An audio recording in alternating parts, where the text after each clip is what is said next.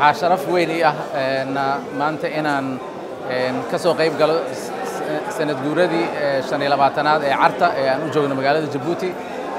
waxaa mudan in hoosta laga xariiqo kaalintii ay lahaayeen guud ahaan ganacsatada Soomaaliyeed ay ku lahaayeen nabadeynta iyo dib u dhiska dalka muddadaas 25 sano ah.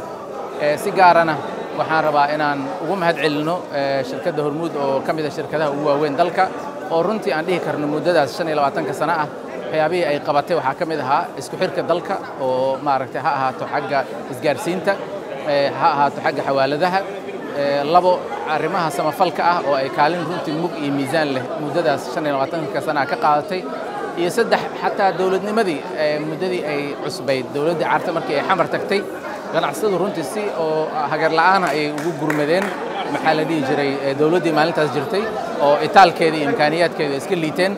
Hormuudna waxay ka mid ahayd shirkadihii ugu waaweynaa ee maalintaas ay u gurmaday. waa uga mahadcelinaynaa weli inay kaalintaas ku jiraan.